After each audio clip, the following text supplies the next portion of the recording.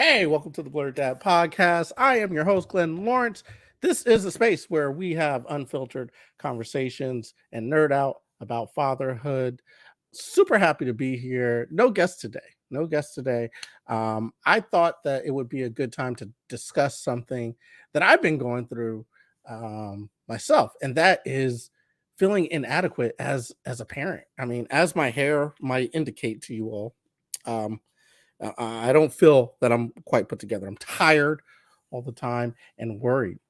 I thought that that would be a great place to start this episode. So that's what we're going to talk about today.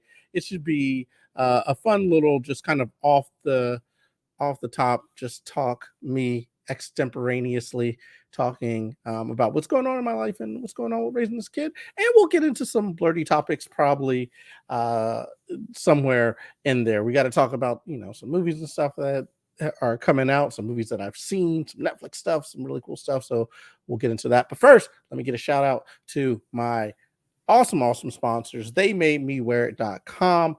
You should check them out. They're dog stylists for the everyday parent. It's a husband and wife team, and they're on a mission to help your dogs discover their fashionable side. They do it all. They get them laced up in the latest fashions, whether it's a Halloween costume, Halloween just passed, or you want to get them in those cute little Thanksgiving outfits or Christmas outfits. They got that for you too. Adorable dresses, comfy jammies, or custom designer gowns. They got all of that for your fur baby, and they will love wearing the latest fashions. Also, when you're shopping in their store, you're helping to contribute to Hope for Paws. It's an animal rescue organization, and they work tirelessly to rescue and save the lives of abandoned animals.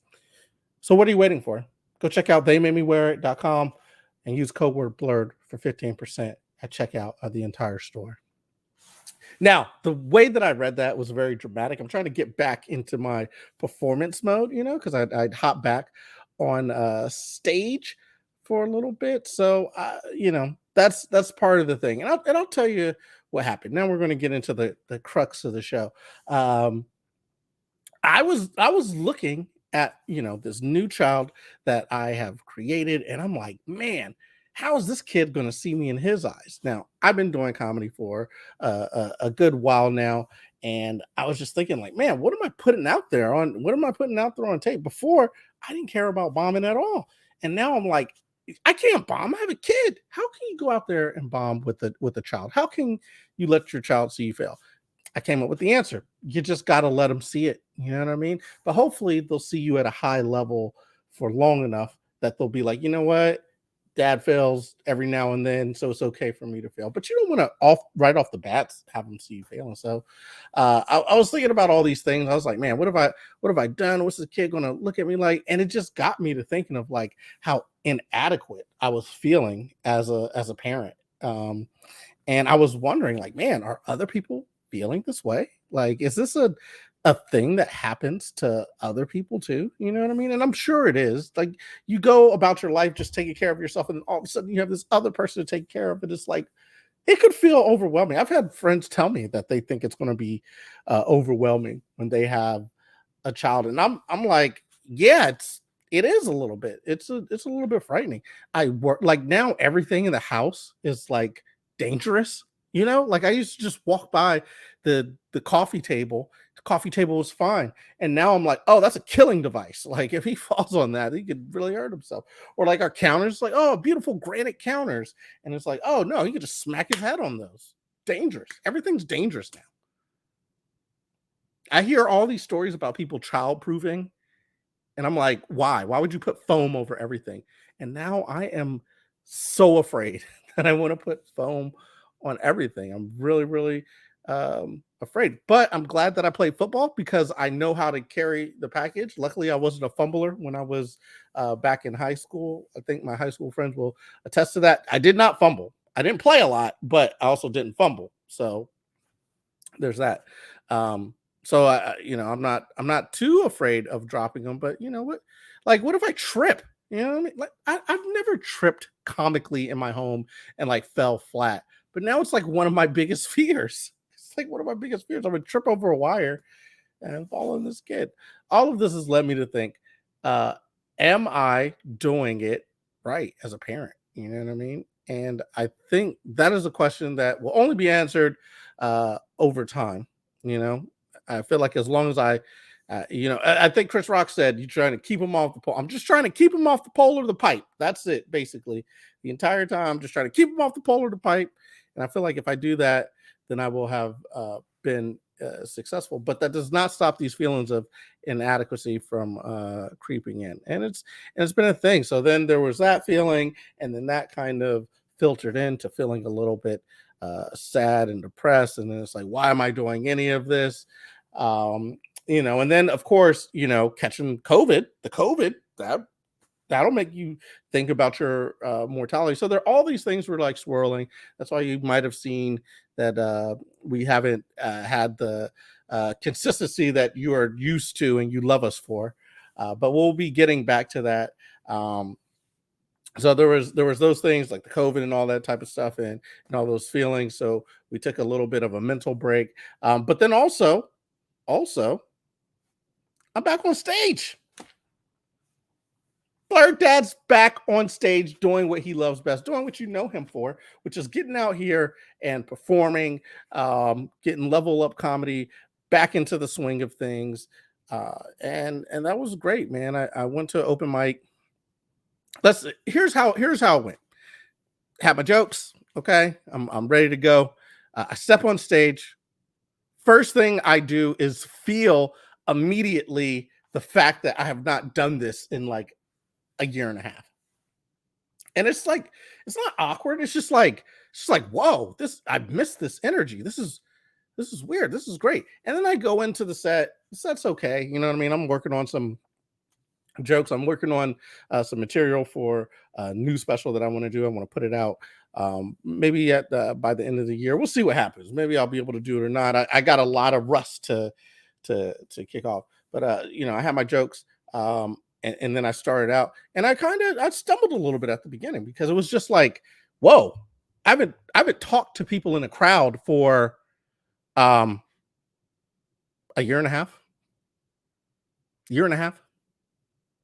Wow, year and a half not talking to people. It'll do something for your performance, So, um, but it was cool. I got some laughs. Of course, it was an open mic. It's late at night, so comedians are there, and whether they're laughing, it's like, you know, hit or miss. But the people who were attending the open mic, not the comedians, the civilians as we call them, they were laughing. They had a good time. They had some good chuckles, even though it was late at night. So I'm like, all right, cool. I didn't totally feel like I shit the bed with this one. I felt pretty confident. So I'm excited for that.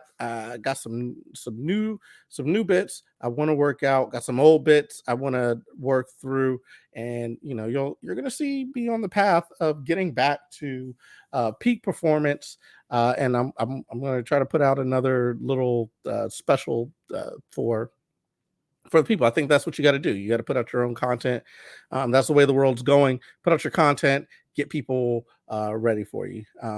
So that's where we are, back on stage, man. Now, again, this is going to just be me kind of just talking to y'all. So if y'all have questions or something, or you want to say something like, yo, why is your hair not combed?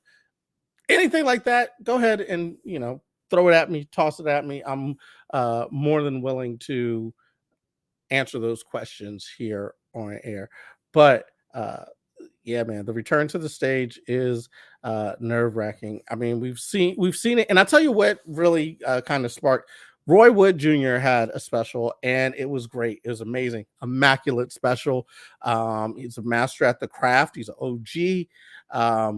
Really amazing comic. Love the dude. I would love for him to come on this podcast. Obviously, I would get my hair done if that was the case, but I would love for him to come on this podcast because he could, break it down, because he's a father as well. So I watched that special, and it really made me be like, man, I need to get back on it, because at a certain point, it's like, okay, I've quarantined, I've done my due diligence, I'm wearing a mask, I'm not going out, I'm not doing anything. Still ended up catching COVID, so I've gotten vaccinated, so hopefully that's some protection there. Also, after testing positive, going through COVID, getting the antibodies. So that is also a form of protection. So now I'm feeling like, you know what? It's time to get back to work, get back to the grind. I've been on hiatus for way too long here. So that's what we're going to do. I shout out to where was I? Library Tavern, Johnny Quest. My man Johnny Iome. He runs a great show out there. Angel. Let me tell you this. There's a guy in the DC comedy scene. His name is Angel Morla, and he is a solid comedian. And it's funny because we used to see him and he used to be at our shows. He used to laugh the hardest and the hardiest. And now we get to see him like blossom. You know what I mean? Like we get to see him blossom. And it's just beautiful. I love my wife said, hello from the other side. She kind of looks like Adele, you know what I mean, in the face. She's very cute. You know what I mean? I want to give her a kiss. Mwah. Hey, Stephanie, what's up, boo? So yeah, man, Angel Moore runs a great show. Library Tavern is great. I think this week I'm gonna hit Shenanigans. I gotta go catch up with Brandon Moore. Old Mike B. I'll probably also hit Hamilton's, which is also another open mic. And I think Adam Bombs is another mic that is out there, and then I'll probably do Library Tavern again. We'll see. There's some things going on, in the personal life, so we'll see how many I can get in. I got a kid now. I can't just jump into hopping right back out into the mic. That's another thing. I need to talk to some people. How do you balance that? Because we were doing the quarantine, and it was great because I could just take care of him, not worry about it. I'm here with the wife. We're taking care of him, not worrying about not going out. But now, starting to get back into that schedule. How do you go out? Because I was out like 5-6 times a week. You know what I'm saying? I was getting like 6-7 mics a week, 8 mics a week. Like two in a night. And getting like longer time sets. So how do you rectify that? How do you get that back? How do you spend the time with the kids as well as get back to doing what you do, which is go out and make people laugh. So we will see. We'll see what happens. I said I got some personal things. One of the personal things I'm gonna go check out Eternals. Apparently I've been staying spoiler free. I'm gonna go check out Eternals. I'm gonna see how that is. It's gonna be a date night for me and the wife. That should be fun. She's gonna get all dolled up, hopefully. She doesn't fall asleep putting on her makeup. I know she's been very, very tired taking care of the kid. So hopefully she'll be good to go there. I am going to also get dolled up and put some perfume on. I'll probably get a little shape up. This is getting a little scraggly, but as you can see, the beard, I'm gonna call that connection. That's connection right there. It's connected. So I'm gonna shape that up, but keep it connected. You know what I mean? So I could look presentable out here. We're gonna step out on the town. They're gonna be like, "Oh, look at that couple coming out from their hibernation." Hopefully we don't look like two fat raccoons sliding out. From our long hibernation. Just scurrying around, popcorn and stuff, because we're like, "Rah, rah." I mean, it really is weird, like coming out of quarantine. And the amount of interaction you have with people is very minimal. Like I see people when I'm walking the dog around the neighborhood, and now to like start being back in crowds a little bit, and it's like, oh, multiple people have to talk to. It's like I don't want to do anything weird. You know what I mean? Not that I don't do anything weird, but I might just be too what would I say? I would share too much. I think I would be sharing way too much, because it's like oh people, I need to talk to them. I need to say I got a kid. Want to see some pictures? It's going to be too much. I need to focus it in. I need to reel it on back in, and figure out how to be cool and zen when I'm talking to people, so I don't scare them off. You know what I mean? I don't be like, I want to be your friend, and then they just run away. That's going to be weird. It's going to be really awkward. So anyways, we're going to go check out Eternals. That's great. And I know that the New Release Wednesday channel will probably be putting out some content around Eternals. That's going to be awesome. I don't know if I'll be there because I'm working on another project. I'll tell you a little bit towards the end of this podcast here. But yeah. So in terms of movies, great segue. I saw some good ones this week, man. I saw some great ones. I saw The Harder They Fall. Wow. Just wow. The way that the music is done with the, and the characters, and it's a Western and everything's authentic, and no one had to die for this. You know what I'm saying? Like, that's the message to, shout out to the young lady who lost her life on the Rust set. Her name escapes me right now. That's totally terrible. But it's like, you can make great content with and be safe. You know what I mean? Support your local unions. IATSE, support them, man, because they make things safe, and then you make great content or whatever. That story was great. It was great. I know there was some talk about Zazie Beetz being Stagecoach Mary. Look, I mean, I don't know. At a certain point, I'm like, I think this is okay. I think it's okay to, explore, to delve in to the story a little bit. And I mean, yeah, do you want to cast someone who looks like the person? Yes, but I think you want the feel of Stagecoach Mary to be ever present. It could look, there's 100 million. No, wait. I'm sorry. Let me be very, very accurate. There's about 7 billion people on this world. You could probably find someone who looks exactly like the person that you're portraying in a movie and get them to play it. Do you have time for that? No. You're like, oh man, I think, you know what? She came in, she read for it. She's a great act. Let's put her in there. You know what I'm saying? So I don't have a problem with that. I didn't even notice it. I really enjoyed the movie. Idris Elba was great.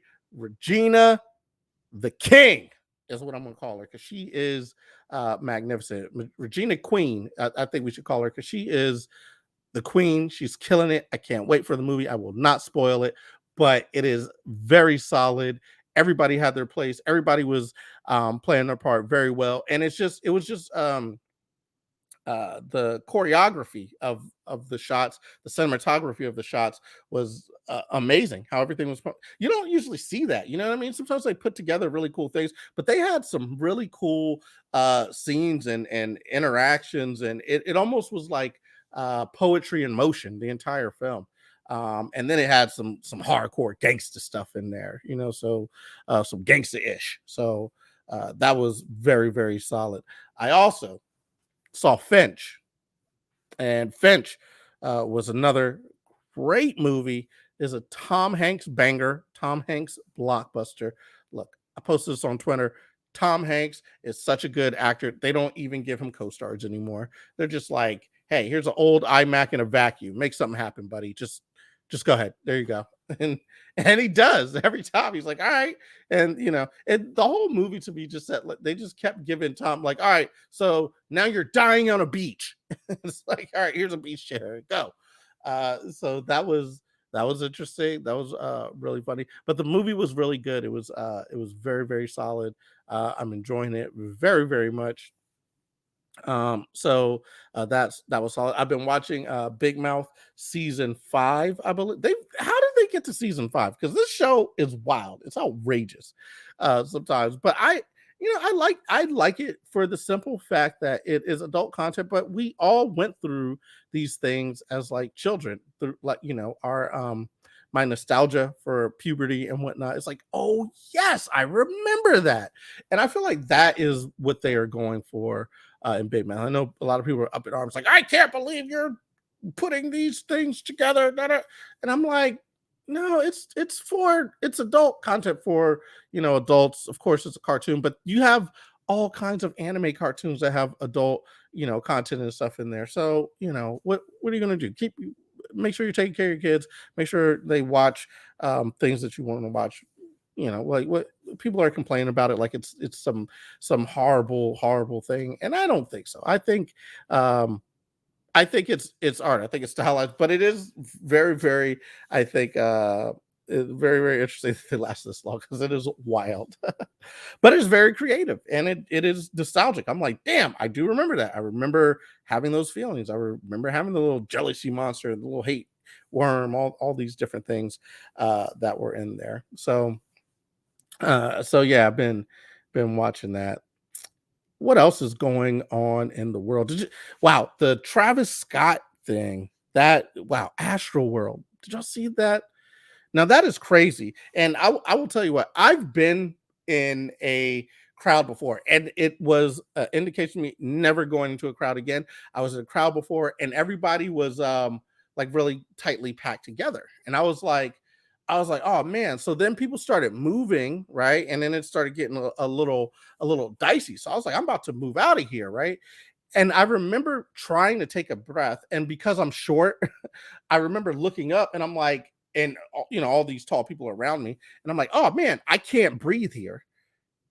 And it's because all the tall people are taking up all the oxygen and whatnot, and you can really suffocate in a crowd of people because there's so many people there. They take up all the oxygen, and you suffocate because you can't breathe in that crowd, plus you're tightly compact. So I knew exactly kind of what happened right there. And this brings up another point. As a performer, right, I feel like you're supposed to control the crowd, and that crowd was getting out of control. Now, I saw a documentary with Travis Scott in the past where they were talking about, I think it was even called Astro World, and I was just like, damn, it's like really crazy there. And he wants to take on that whole persona, like the rap, but with the mosh pit and all that type of thing. And I was like, man, that looks crazy. I'm glad I'm old. I'm not going to be there. I'm not going to be like in the crowd or whatever. But it just made me think about that time when I got suffocated. And then while I'm looking at it, I'm like, well, as the performer, as the person who is performing for the crowd, like recognizing when people are in distress, I think that's got to be a thing. You know what I mean? Like I've seen it before. There's been performers before where they see something happening, you know what I mean? They're like, whoa, whoa, whoa, stop the music, stop the music, stop the music. And then they help the person or whatever. And apparently he didn't do that. He kept rocking out or whatever. Youthful exuberance, I think, is what that is. But when you're a performer, that's part of the job. When you're a performer, that's part of the job. Controlling the crowd is part of the job. Fun fact, fun story. I was hosting a comedy show at a place in southeast DC, and a little bit of a rough spot. I was informed, after the show that the previous host had been slain there, so I was stepping into those shoes. But during the course of hosting one of the shoes, there, like a guy was drunk. He was hitting on the bartender. He tried to grab her or something like that, and the bouncer ended up knocking him out in the middle of me performing or hosting. Right, so bar people, full of people. One guy gets knocked out, and if you've ever been in a bar scene, especially in a rowdy bar, you know, if someone gets knocked out, it usually heightens everybody else up. So in that situation, it takes someone doing nothing or one little tender, and next thing you know, everybody's fighting, and it's a crazy, crazy scene. Now, as one person in that environment holding the microphone, I was like, I need to control this situation so that everybody in the situation doesn't become a melee. So I started making sure that I was controlling the crowd, that I was making sure that the crowd was okay. And I feel like that is a part of being a host, being a performer. You got to make sure that you are controlling the crowd. Oh, my homie Sophia Javed, she said, "What's up? Hello." Hey, Sophia, what's going on? I'm just talking about the Travis Scott thing and Astral World, and how crazy it is to have, that many people, and that they kind of just kept performing or whatever. And no slight to him, I don't know what frame of mind he was in, but what I was saying is, as a performer, you got to control the crowd. That's part of the job. It's not just getting up there, singing and dancing, doing your thing. I mean, this is the thing. This is why performers are paid so much and they're highly sought after, because you are supposed to be doing all these things. You're supposed to be able to take something that's happening just off the fly and be able to, adapt to it. And I take that kind of seriously when I'm performing. As much as I feel like I'm like, fly by the seat of my pants, having fun off the top of my head type of thing. Everything's very much kind of a calculated moment. Sometimes I do get caught up, but I always want to make sure that the crowd is taken care of and things are happening, because as someone who's also accidentally incited a riot, like in the past before, I know that like small actions can influence an entire crowd of people and make them act a certain way. I think if Travis would have If he would have slowed up on the music and checked and made sure everybody was all right, you know what I'm saying? Because if you fall down in a crowd, that's it. You're too low. There's not enough oxygen down there, so it's like hard to get up. It's hard to pull yourself up. One, because you're getting jostled around. Two, there's no oxygen, and then you're getting stepped on too. It's like once you fall down, that's it. It's a wrap. Unless you're like super strong and you can lift people up off you, it's going to be extremely difficult to get out of that. So what you need is the person who's controlling the music, the person who's controlling the show, to be like, yo, slow up, make sure everybody has fun, but at the same time don't. And I think, him being young and, he's only had success in this type of environment, right? He's only had success in this type of like mosh pit, crazy festival, whatever. It's only worked out well for him. You know what I mean? It goes off, not anything major events. No one definitely got, killed or anything in past events. So it's like, nah, like keep it rocking. Everybody keep going. But you have the fourth, if I would have been like, yo, you gotta chill, bro. But I'm old. They're not going to listen to me anymore. I feel like my juice is gone. Like back in the day when I was young or whatever, it might be like, yeah, Glenn, what you think? Now I'm just the old guy who's like, all right, why you worry so much? You old, B. Like, and I'll be like, well, I got a son and I got to think about responsibility. I'm like, all right, nigga, we trying to rock out. Sicko world. No, I'm joking. But anyways, so that was a crazy situation. Shout out and prayers go out to that family, or the families of the people who were lost there. I really do hope that they're able to figure things out. It's just sad, you know what I mean? It's just sad, and I would hope that we're able to get some type of get some type of resolution for them. I mean, there's nothing. It's when lives are lost, there's nothing you can do. It's just incredibly depressing. What else is going on? My Eagles, my birds. We're gonna do a little bird talk. I just I can't say enough how disappointed I am in my Eagles. I'm very disappointed in these birds. I did not think we should have got rid of Doug Peterson.